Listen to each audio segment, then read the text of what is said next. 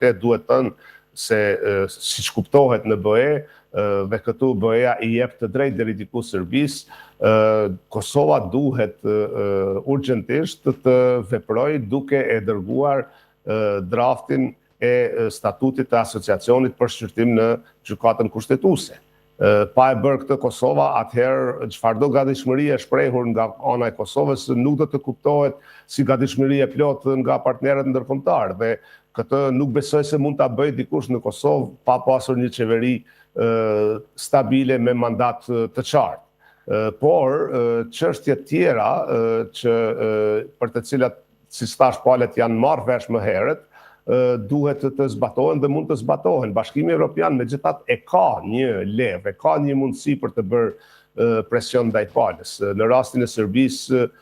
Serbia tash më shumë se 3 vite i ka të mbyllura negociatat e antarësimit, praktikisht jo formalisht, sepse formalisht nuk janë mbyllur, por nuk ka hapur asnjë kapitull për më shumë se 3 vite, ndërkohë që Shqipëria i hapi 24 kapitull për vetëm 7 muaj. Në anën tjetër, Serbia është në pritje të pagesës së parë, ka plotësuar të gjitha kushtet tjera, është në pritje të pagesës së parë në kuadër të planit për rritje në Ballkanin Perëndimor. Po ashtu ndaj Kosovës Bashkimi Evropian po e mban presionin edhe përmes masave, ndërsa sa i përket mjeteve nga kjo paketë e ndihmës financiare, Kosova nuk i ka përmbushur kushtet dhe nuk mund t'i përmbush pa pasur parlament që do ta ratifikonte marrëveshjen. Pra, të gjithë pajtohen në një mënyrë se janë një varg çështjesh praktike, të cilat do të mund të lëviznin pa pasur nevojë të pritet për formimin e qeverisë në Kosovë dhe qartësisë politike në Kosovë, por edhe në Serbi, megjithëse e dëshirojnë një qartësi politike që do të mundsonte ecjen para edhe me çështje të mëdha në kuadër të dialogut, e ato janë pra zbatimi i marrëveshjes së arritur në Bruksel dhe aneksit të Ohrit, pa të cilën nuk mund të ketë lëvizje të vërtetë në procesin e normalizimit, sepse të gjitha këto pak a shumë janë marrëveshje për të cilat palët janë pajtuar para disa vitesh për disa prej tyre, pastaj kanë biseduar për mënyrën e zbatimit të tyre, pastaj për planin e zbatimit të marrëveshjes për zbatim të marrëveshjes së arritur.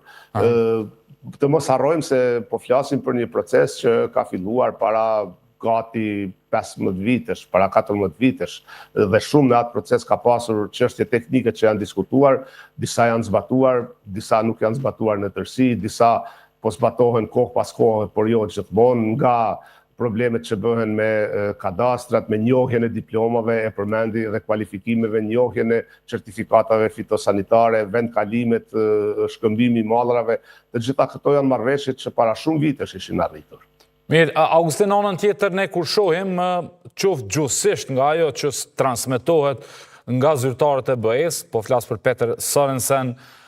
nuk është se vrejet diçka shumë ndryshe nga paraardhësit e tyre. Natyrisht tash mbetet edhe pak konsumohet edhe kohë shihet çfarë vendimesh tjera dhe se si do ndërmjetësojnë dialogun Kosovë-Serbi, por vërtet a prisi ju ndonjë ndryshim paradigmatik të dialogut apo shihni vetëm vazhdimsi dhe kërkesa të njëjta për zbatimin e marrëveshjeve të arritura më parë në dialogun e Brukselit? Për momentin nuk shoh ndonjë ndryshim në qasje. Sorensen është në punës, të them ashtu. Ai zbaton vendimet nga niveli i lartë dhe vetë nuk merr vendime.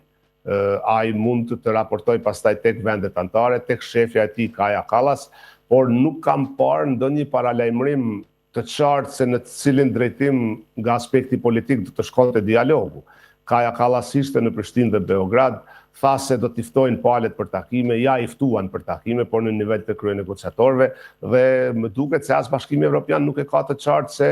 nga do të shkojë tashitutje dialogu. Duke pasur këtë paqartësi për vetveten, atëherë nuk mund as t'u thotë palëve më qartë se çfarë pret nga to, pos që të përsëriten të gjitha ato që janë thënë më herët, sepse BE-ja pa marrë parasysh kush është në momentin e caktuar në cilin post, insiston dhe nuk do të heqë dorë nga kërkesa ndaj palëve për të zbatuar detyrimet që i kanë marrë në të kaluarën në procesin e dialogut. Peter Sorensen është një diplomat me një përvojë të jashtëzakonshme në strukturat e Bashkimit Evropian, ka njohuri edhe nga Kosova, edhe nga rajoni, ka shërbyer si diplomat edhe në Serbi, e njeh procesin, i njeh rajonit, i njeh bashkëbiseduesit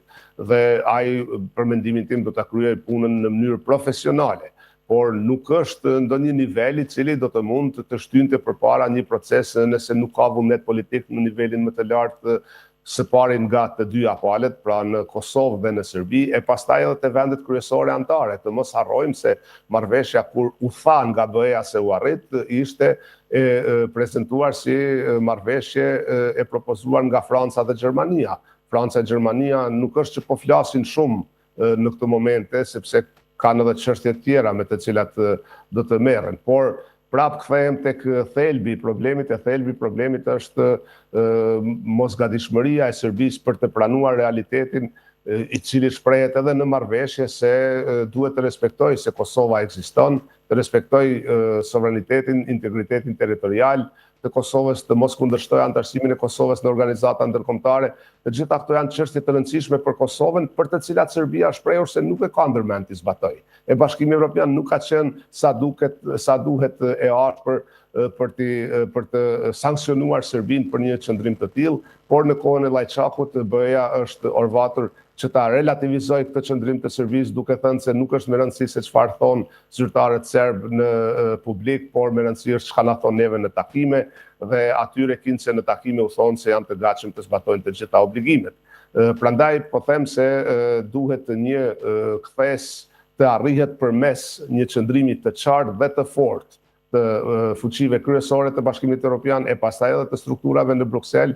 që palëve t'ua bëjnë të qartë se çfarë humbin nëse nuk duan të zbatojnë marrëveshjen dhe çfarë përfitojnë nëse e zbatojnë, sepse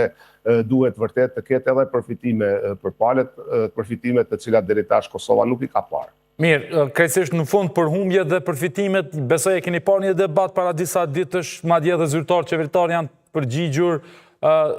zyrtarëve të BE-s në raport me planin e rritjes, pra i kanë fajsuar më shumë BE-n për zvarritje të procesit dhe kanë thënë që nuk është çështje vetëm e formimit të institucioneve. Si e keni parë ju këtë? Kjo thjesht nuk është e vërtetë. Do thotë Kosova i ka përmbushur të gjitha kriteret për të marrë pagesën e parë. Dhe krejt çka duhet të bëjë Kosova, që ka mbetur për të bërë, që marrëveshjen për kredi dhe asistencë ta paraqes në kuvend për ratifikim, sepse sipas vetë ligjeve të Kosovës, marrëveshjet e tilla kanë karakter të marrëveshjeve ndërkombëtare. E marrëveshjet ndërkombëtare, sipas ligjeve të Kosovës, ratifikohen në kuvend me 2/3 e voteve. Në kohën kur ne nuk kemi kuvend, nuk mund të ndodhë ratifikimi, është shumë thjeshtë. Pra nuk ka faj Bashkimi Evropian në këtë rast, sepse Maqedonia e Veriut, Mali Zi dhe Shqipëria tashmë i kanë marrë pagesat e para. Serbia do i merr së shpejti, janë çështje politike në rastin e Serbisë, apo duan ta vlerësojnë se kur është momenti i duhur që të mos duket se po shpërblehet Serbia për